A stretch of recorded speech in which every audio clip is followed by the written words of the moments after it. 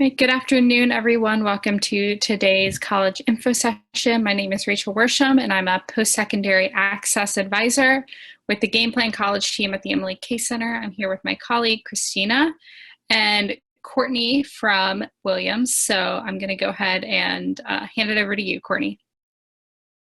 Hi, everyone. I'm so happy to be here with the Emily Case Center. So I really appreciate the opportunity to come and share a bit about the Williams experience.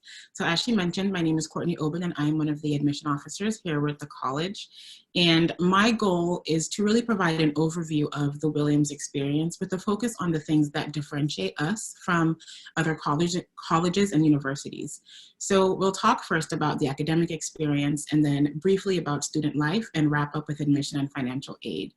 And I know that you all are likely at various stages of your college search process and reading plenty of brochures from colleges and universities all over.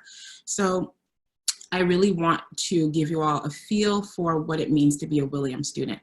And to get a sense of what the campus looks like during these quarantine times, definitely check out our visit virtually page on the Williams admission website and check out our virtual tour on our YouTube page. Okay, so let's start with a little bit of Williams' background. So we're located in the northwestern corner of Massachusetts in a town that borders Vermont and New York, and it takes about 3 hours to drive from our campus to Boston or New York City. And as you can see from the map, our 2,200 students come from many places and backgrounds to join our close-knit community where faculty, staff, and students genuinely care about one another and strive to create a welcoming space for everyone. So now let's talk a bit about academics at Williams. And we're so fortunate to have tremendous resources and an academic culture that encourages the pursuit of excellence in a setting that is supportive, but not at all cutthroat.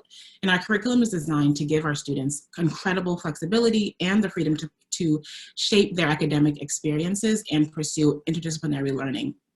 And our student-professor ratio is 7-to-1, which is among the lowest anywhere in the country. And our small classes provide easy access to accomplished faculty who are committed to teaching just as much as they are to doing new cutting-edge research.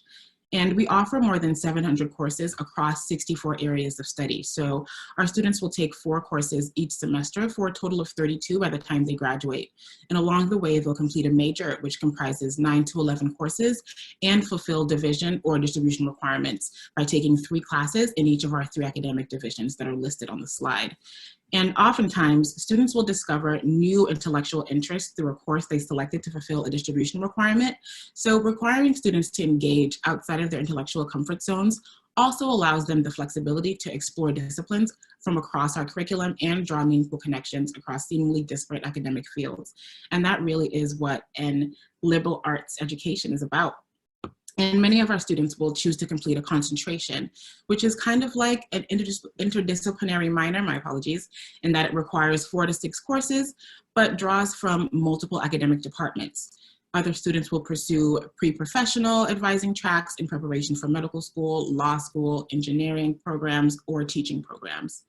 And from this semi-guided exploration, many of our scholars develop interest in areas they wouldn't have considered. So about 40% of our students will pursue a concentration. No 2 students at Williams will take the same set of courses during their time here because we have relatively few requirements, our students find it so easy to explore broadly across the curriculum and double major. So more than 40% of our students will do so. And last year, among our 550 graduates, there were 143 different major or double major combinations. So now let's talk about winter study. So you just heard that Williams students take 4 classes each semester, but we actually have a 4-1-4 academic calendar because in between the fall and spring terms, there's a special required mini term that lasts for 3.5 weeks in January called winter study. And courses offered during winter study are not traditional semester-long courses squeezed into 3.5 weeks, but they're classes that are designed to be taught over a shorter period and led by a range of instructors, including faculty, staff, alumni, parents of our current students, professors from other colleges, and professional experts from a variety of fields. And most winter study courses will meet for about 6 to 8 hours per week, and many have a significant experiential component. So all of our winter study courses culminate in a final project, which could be a 10-page paper, an art exhibit, or a performance, and are all graded pass-fail. So in addition to the winter study courses offered on campus, we also offer 15 travel courses. We also offer opportunities to pursue internships locally and beyond, and the option to self-design a course or pursue independent research. So a few of our super popular winter study options include podcasting, writing and producing for the year, which was taught by a former NPR correspondent. We've had ethical issues in surgical care, which was taught by a faculty member at Harvard Med. We had How Does Language Vary in Society? The Fascinating Case of Arabic, which was taught by one of our professors in our Arabic department. And then we also had a travel course called Community Development, Health and Education Work Project, which required our students to travel to Liberia for their research. And then because classes only meet for 6 to 8 hours per week during winter study, our students have a lot of extra time to deepen friendships, get to know professors, attend events around campus, and just enjoy the beautiful surroundings in the Berkshires. So now let's talk about the Williams tutorial, which I think is one of the most unique aspects of the Williams experience. So the tutorial is modeled on the Oxford system and is a 1 semester long class with just 2 students and 1 professor. And that's it. So more than 10% of the 700 classes that are offered at Williams are tutorials, and more than half of all students take at least one by the time they graduate.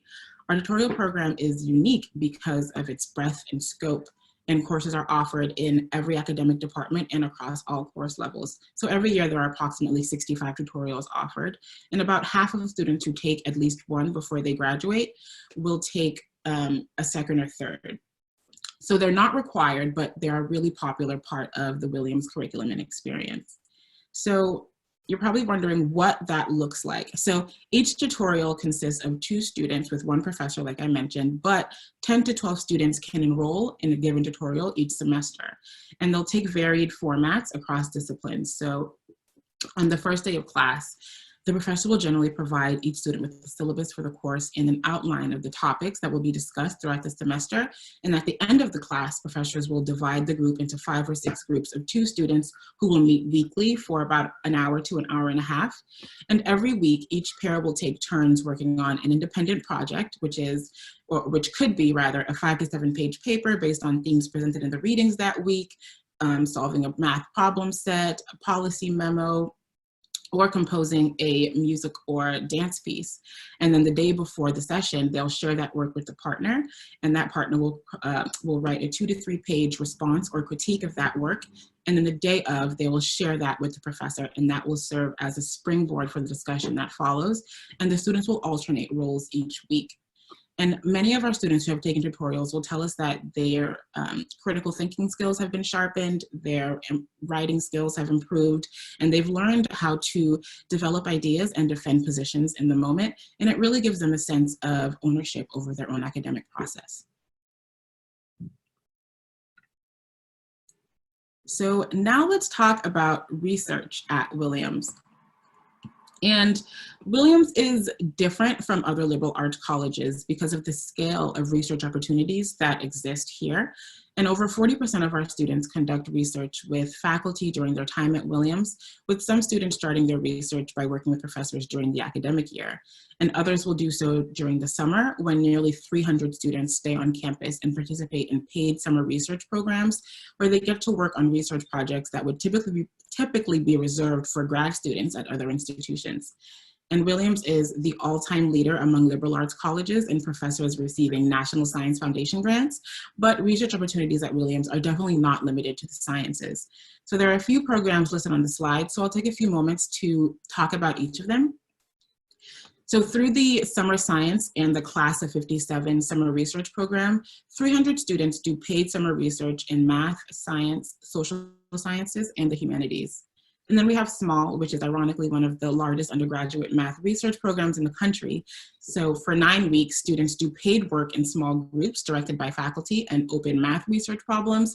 And many of them go on to publish papers and give talks at research conferences based on work they've completed while in the program. And then from our theater and performing arts departments comes Studio 62, which is a paid theater and artist in residency kind of program for our students. And for 7 weeks during the summer, they'll take part in master classes with professional artists, collaborative workshops with visiting artists, and independent projects that are overseen by the artistic program director for the Studio 62 Center. And then finally, we have the Summer Institute in American Foreign Policy, which is an all expenses covered program with a stipend that provides students with an opportunity to study American foreign policy over the course of 3 weeks by working with fellow students and faculty in an intensive and intimate academic setting. And the program also helps students identify internships when they return in Washington, DC, and research programs or research positions at think tanks or other NGOs. So to provide a few more examples of research, we had a student on campus in summer 2018 who did research for a professor whose goal was to write a book about Ruth Harkness, who was a fashion designer and socialite in the late 1930s, who brought the first giant panda from China to the US. We had another student who in 2018 helped an economics professor develop a course on tax evasion. And during the year, we have a couple of other programs too. So we host the Mellon Mays and Allison Davis Research Fellowships, providing faculty mentoring and stipends during junior and senior years to students underrepresented in academia.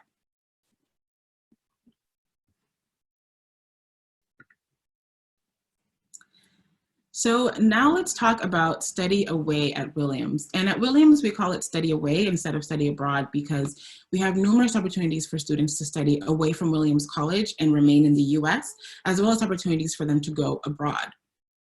So our students can go away for either a semester or a full year or a summer or a winter study and choose from more than 200 programs. So while they're away from Williams, they'll take classes that will count towards their graduation requirements.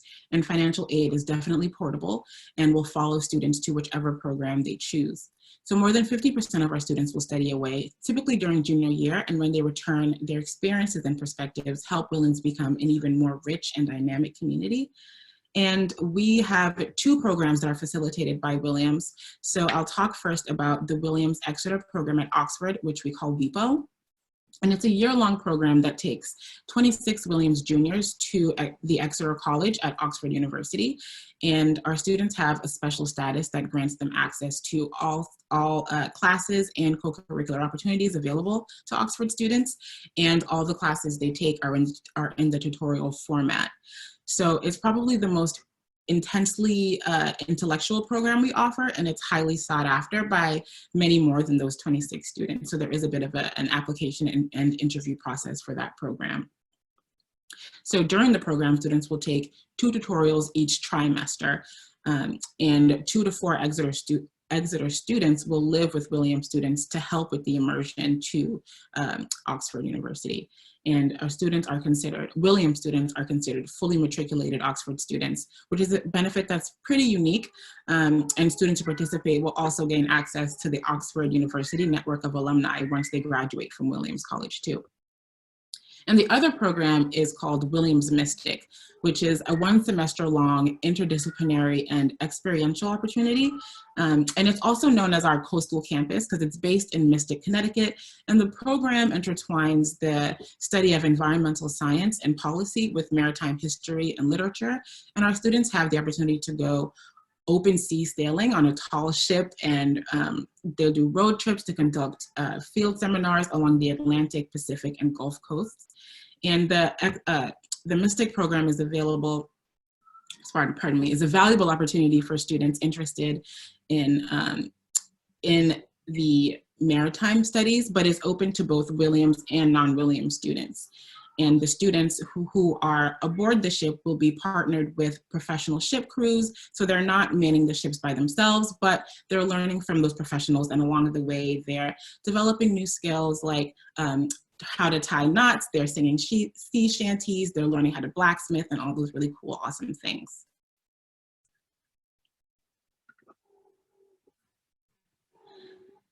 So now let's talk a little bit about the Williams entry. So the entry is the way that we really try to build community for our first year students on campus.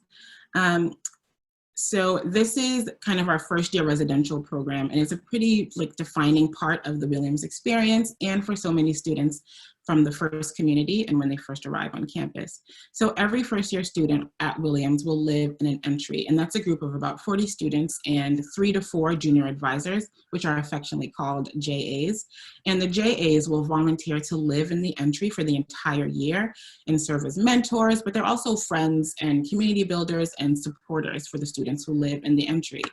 And each entry is thoughtfully constructed microcosm of the Williams community and reflects the diverse backgrounds, perspectives, and interests of the members. And they have a few of their own special traditions. So every Sunday night at 10 p.m., each entry gets together in the main common room to catch up and hang out over snacks. And after the first year, students can choose groups of up to 6 to live in a variety of housing options. So some are traditional dorms, others are small houses, but one organizing principle remains is that we have no special interest housing and we try to keep campus as integrated as possible overall. So you've heard a lot about what Williams has to offer our students on campus and how we work to support them in their academic and intellectual pursuits, but how does that translate into life after Williams? So our students pursue an incredibly wide range of careers with the support of the 68 Center for Career Exploration and our fiercely loyal alumni network.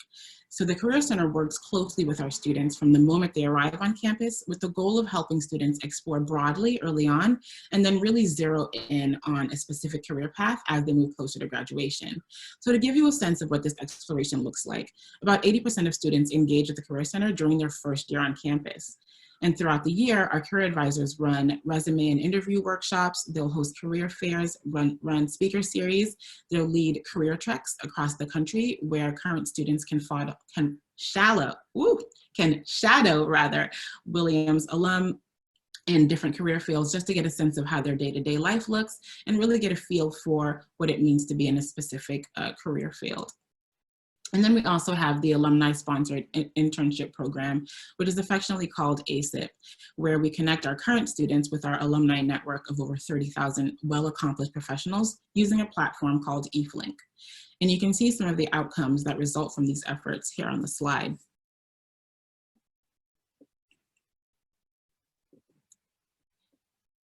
So let's switch gears a little bit and talk about the admission and financial aid practices and procedures at Williams. So first thing I want to establish is that this is really an unprecedented moment in the world and therefore also for our admission process. And we know that there will be so many things that are different about your admission and financial aid process because of the pandemic. So rest assured that we will be flexible in working with you, your high school counselor, your homeschool facilitator, whomever it may be. And we understand that all of this is out of your control and won't be held against you in any way during our evaluation process. So our application review process is a truly holistic one where 2 admission officers will work together to review and consider everything in your application, from your personal background, your achievements, talents, life experiences, to your course selection and grades, letters of rec, essays, and if available, your standardized test scores. And we'll take notes to be shared with the entire admission committee. And once all applications are reviewed, the admission committee, which is made up of all of us in the admission office, will meet to make final decisions. And we see the admission process as a community building exercise. And we really work to think about the range of talents, experiences, perspectives, and backgrounds that will make Williams and the Purple Valley a dynamic place to play, live, and learn. And so you can apply to Williams using any of the platforms listed on the slide. So we have the Common Application, the Coalition Application, and the QuestBridge application. We really don't have a preference between the 3. So use whichever platform you feel best allows you to capture what you want to communicate to us during the application process. And then we have a few different application deadlines. So our early decision binding deadline is November 15th. Our regular decision deadline is January 1st, and our transfer application deadline is March 1st.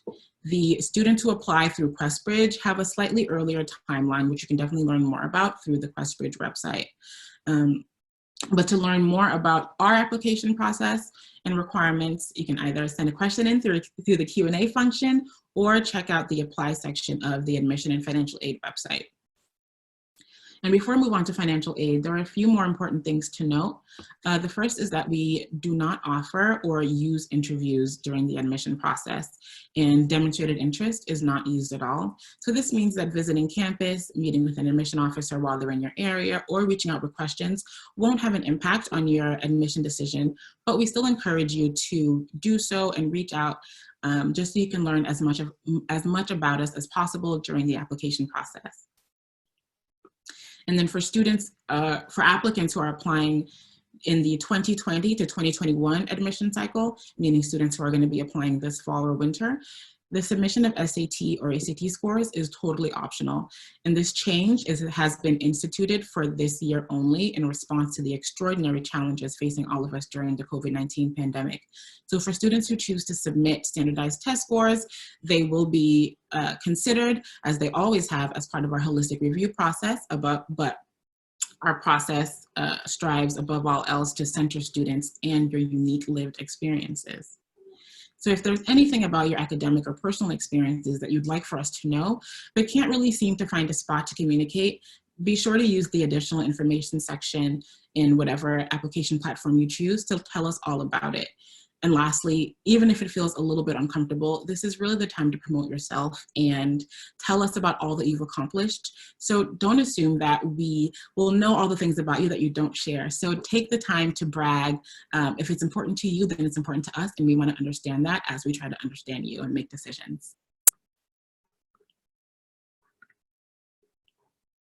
So now, and this is the kind of wrapping up slide, but now let's talk about financial aid and affordability at Williams. So we are also really lucky to have one of the most generous financial aid programs in the US, where half of our students receive financial aid and 17% of them will pay absolutely nothing. And we practice need-blind admission for domestic students and meet 100% of demonstrated need with few or no loans for all of our students. And we're the only college in the country that guarantees free textbooks and course materials to all students receiving financial aid. In addition, financial aid will cover the cost of travel, study away, and personal expenses, and all students on aid have access to free summer storage and health insurance. And then because our financial aid is so comprehensive, on average, our grads often take out far fewer loans than those who have attended schools that have no loan financial aid policies.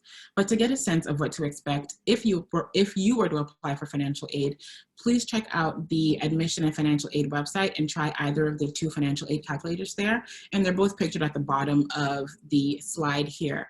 There's a 20-minute version that will give you a quick there's a 2-minute version that will give you a quick snapshot and a 20-minute version that will provide more detail. But don't hesitate to reach out to any of our financial aid officers if you have specific questions, either about the results of your own calculator or with more general financial aid questions. And if any of you watching are international students, I want to mention that while we're need aware for students who need a visa to attend school in the US, we're also one of the most generous US schools for international financial aid. And 60% of our students receive financial aid, and the average aid award is about $68,000. And the cost of attendance for this academic year was $73,000. So with the Pell Grant, that kind of puts students at even. So if you're a student who will need a visa to attend school in the US and think you'll be in need of financial aid at any point during your time in college, it's important that you remember to apply for financial aid in the year you apply for admission. So with that kind of wraps up my presentation. So I think the Q&A portion will begin.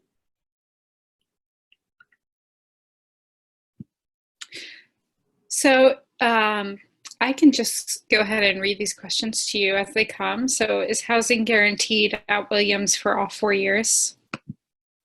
Yes, housing is guaranteed through Williams. And even if you are not living on campus, it kind of feels like you are, just because our off-campus housing is pretty interspersed between the dorms and the other on-campus buildings. But yes, housing is guaranteed through Williams. What is the middle 50% of ACT/SAT test score ranges for previously admitted classes? While, let's see, so we tend to admit students who are in the, one second, hold on. I want to say this absolutely correctly. So we admit students who tend to score a little bit higher on the SAT and ACT, just because of the nature of the competitive admission process. And we don't publish that number is what I'm trying to get at. We don't publish that number because we don't want to give applicants any anxiety or contribute to any feeling of inadequacy, but we do definitely commit to the holistic review. I know that's not as clear of an answer as you may have been hoping for, but we do commit to holistic review while the students we admit tend to fall a bit higher on the SAT and ACT scores. Do you have any advice for students filling out your application? Yeah, so my advice is really to just be as clear as possible. From your personal statement to the additional information, as well as even your summaries of your extracurricular activities. There are so many students who will submit resumes with acronyms, and while we're so happy that you're participating in activities, it helps us if you can explain to us what the acronyms mean so that we know what gets you excited and how you're spending your time off campus. So my advice is to really let us know as much as possible. Even if it feels like you're bragging too much about yourself, there really is no other way for us to know if you don't tell us. What are some of your most popular majors? Yeah, so we have a number of students participating in some form of STEM. About 30% of our students will do physics or chemistry. That kind of goes back into the resources we have and the research opportunities we have available to students in STEM. And those tend to be our bigger programs, but we do have a number of students who are equally excited about the arts and the humanities and the arts at Williamstown. Sorry, the arts at Williams College and in Williamstown is pretty important. There are a number of museums around, so we do have a number of art, studio art, and art history participants. Are DACA and undocumented students eligible for institutional need-based and merit-based financial aid?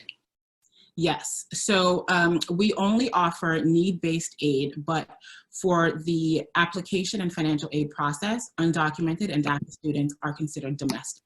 So any benefit that a domestic student would have goes to undocumented and DACA students as well. Awesome. Are students able to apply after taking a gap year after high school? If so, what will be the best use of a student's time during that year? Yeah, we definitely accept students who, we've admitted students who have decided to defer to take a gap year, and we've admitted students who are coming off a gap year. And while there's no one perfect way to spend a gap year, it really just depends on how that time spent has changed you. If you're applying after your gap year, we really want to get a sense of how you spent your time, how that may inform your intellectual exploration at Williams and beyond. And if you're hoping to take a gap year after you've been accepted, we just kind of want to get a general sense of what it is you may think you may be doing. You don't have to have a fully fleshed out plan for every week of the next year, but we just want to get a sense of how you may want to spend your time and how we can continue to be supportive of you before you actually hit our campus. Does campus dining accommodate special needs diets, specifically gluten-free diets? Yes, it definitely does. We've got gluten-free, vegan, vegetarian, kosher, halal options as well. And we have kind of in between our campus is a bustling street we call Spring Street, and that's where we have a number of restaurants, and they've also been really considerate of our student populations as well, and they offer a lot of those same options for different diets. Can you talk about the Williams fly-in windows on Williams? Yeah, so Windows on Williams is our diversity fly-in. It typically happens every September, so we have 2 weekends. This year, we're doing one weekend in late September and another weekend in early October. And the application is now live on our website. We'll have 2 application deadlines. The first is July 1st and the second is August 1st. And as with regular admission for Williams this year, we've also made the submission of test scores with the WOW application optional. So if you have taken an SAT or ACT and don't feel comfortable with that score, and will not be able to take another one before the WOW application deadline has closed, you don't have to send it in at all. And the really great thing about the program is that all of the expenses are covered. So it's really geared towards students who wouldn't have an opportunity to visit Williams if we didn't cover the expenses. So we will cover flights, trains, planes. We'll pick you up from the airport in Albany and we'll drive you to campus ourselves. We'll pick you up from the train station in Pittsfield and bring you back to campus ourselves. And while you're on campus, you'll be paired with the current undergraduate and you'll be able to take classes, have dinner with faculty, attend information sessions and financial aid sessions, just to really get a sense of all that we have to offer and really determine whether or not you feel the cultural and social fit as well as the academic fit while you're on campus. Awesome. So we know that you don't publish your test score numbers, but we know that some colleges, and we live in North Carolina, so the UNC system has a hard minimum for the test scores. Do you have a hard minimum? We don't have a hard minimum. We definitely consider all of the pieces of the application. And I know I keep saying that, but it really is true. So we know that a student is not just a GPA or a test score. And we want to get a sense of how you've contributed to your community, how you've spent your time after school. Are you taking care of siblings? Are you joining clubs? The testing really is not the end all be all when it comes to our evaluation process. And we definitely admit students across a range of test scores. Why would Williams be a good place for a student from Durham, North Carolina to go to school? Yeah, so I think Durham has a really awesome reputation of being a city where the researchers are. And if you're looking to expand your knowledge base, you go to Durham. But we have a lot of those resources, a lot of those programs available at Williams too. And we are able to connect our students, as I mentioned, with 30,000 professionals globally who have attended Williams and gone on to be brilliant minds in their career fields and leaders in whatever career they've followed. And because of that, I know that it can be a really awesome, I know that Williams is a really awesome place for a lot of people across the world, but I think that the reputation Durham has for being a research-oriented city with scholars who are looking to, pursue intellectually hefty topics. I do think that we could be a really, really great fit. So a lot of universities have started implementing changes or started talking about plans for the fall as it relates to having students back on campus. Has Williams made any decisions yet? We haven't just yet. We are still kind of making different plans and trying to get a sense of what different things might look like, whether we have students on campus and whether we don't. We are still kind of waiting to see what the appropriate government organizations say about, gathering large crowds again, but we will definitely keep the public updated as we come up with new solutions and have new information. How have you all supported your students throughout this semester?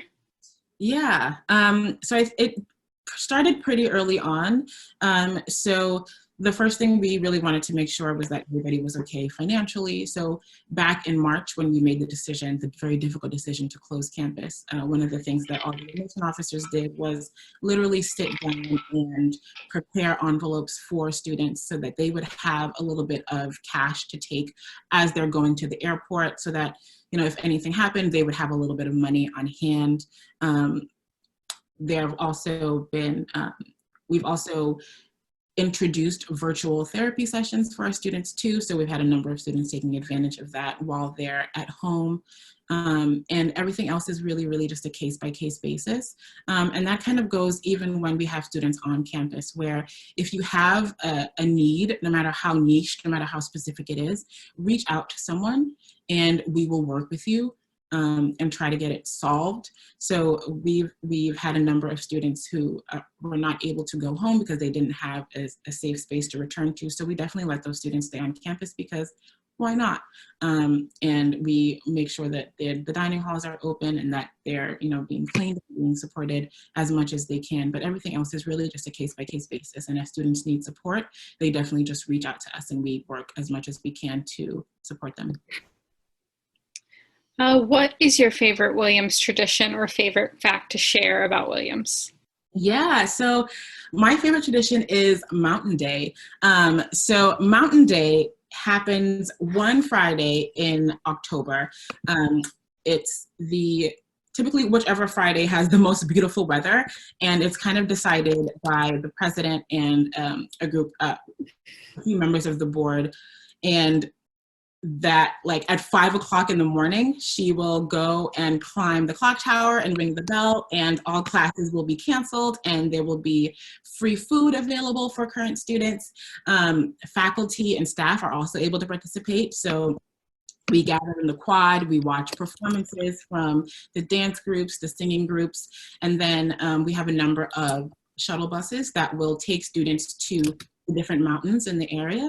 And so kind of varying by difficulty, the students will then just go on a hike together up the different mountains and just have a day of getting to know everybody. And it's a really great way for students to engage with people they would never have the chance to. And yeah, I love Mountain Day. It was a really, really fun way for me to get to know the Williams community in a way that I never would have had the opportunity to, because we're 2,200 strong, but I would say over 1,000 students were gathered together and celebrating, and it was just a beautiful, beautiful day. So someone just looked at the WOW application. The transcript that is required, would you like for it to contain their final grades for this year? Ideally, yes, but we've been getting this question a lot too. So a number of schools have kind of not quite an off semester, but are not tallying grades in the same way they would have at this point in the year. So send us the most upgraded grades you have, the most upgraded transcript you have, and we will use that. And if, as we're reading our application, we feel that we need upgraded grades, we'll either reach out to you or your counselor to see if there's anything else that is available. But yeah, don't let not having final junior year grades be a deterrent, because we understand that things are different across different schools, but definitely just reach out to us. I'm also manning the WOW email inbox, so if you send your questions there, they'll come back to me too. So feel free to send emails to the WOW inbox if you have more specific questions about your situation, but generally you can upload the most recent grades you have and send us an update via email. Awesome, thank you. So it looks like that's all the questions we had in the chat box. I just want to give everyone a chance to ask their final questions. One of our students said, my friend got into WOW last year. She was so happy there, so. Who was it? Nice. Wait, never mind. We can't say that. I'm going to go back to the first slide because it had my email address on it. So if any of you want to shoot me an email with some follow-up, feel free. But I'll wait for some more questions. So just while you all are brainstorming your final questions, I just want to remind everyone that we have a full schedule of info sessions and workshops next week, so make sure to tune into those. If you wouldn't mind, please filling out our survey. Christine, if you drop that link, because I always get it wrong. If you fill out the survey, you are in the running for a $20 gift certificate. Thank you so much. And I'll just give everyone a couple more seconds to write down their questions if they have it.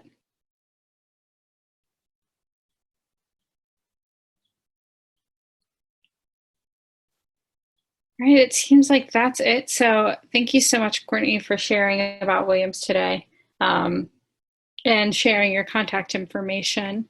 If you all have any questions about Williams, please make sure to reach out to her. And happy Friday and have a good weekend. Likewise, it was a pleasure to be here. Bye.